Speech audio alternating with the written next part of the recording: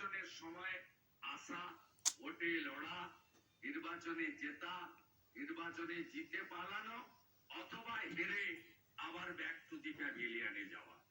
আরেক দলের উদ্দেশ্য, আরেক গ্রুপের উদ্দেশ্য থাকে যখন অন্য দল তার কাছ থেকে সব কেড়ে নেয়, তার রাজনীতি করার সুযোগ থাকে না, তখন সে অন্য দলের আশ্রয় চায়, অন্য দল তাকে মেম্বারশিপ দেয়, তার যোগ্যতা অনুযায়ী কাজে লাগে। আরেকটা दिल ने कहा है दिल से দল ছাড়ে, সব পথ ছেড়ে দল ছাড়ে, मोहब्बत हो गई है तुमसे।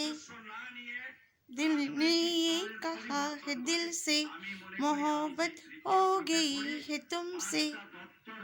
मेरी जान मेरा दिल पर मेरा एतबार कर लो।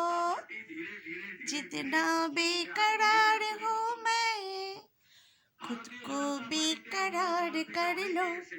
मेरी धड़कनों को समझो, तुम भी मुझसे प्यार कर लो। तुम भी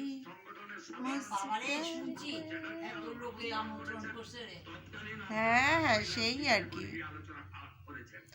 তো বড় বড় জ্ঞান। খবর শুনছি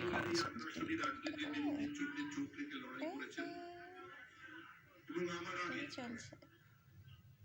তার বক্তৃতায় তিনি বলেছেন তিনি দপ্তর ছেড়ে এসেছেন, তিনি আমন্ত্রণে এসেছেন, এগুলো সবই অতীত। কুছ তো বাতা। আমি না শুয়ে রয়েছি ভবিষ্যতের কোনো মিটিং এ তিনি এটা বলবেন না, কারণ তিনি বিজেপিতে সম্পৃক্ত হয়ে গেছেন। বাংলাদেশের নৈরাজ্য চলছে, ৭১-এর হুঙ্কার দিয়েছেন শুভেন্দু অধিকারী।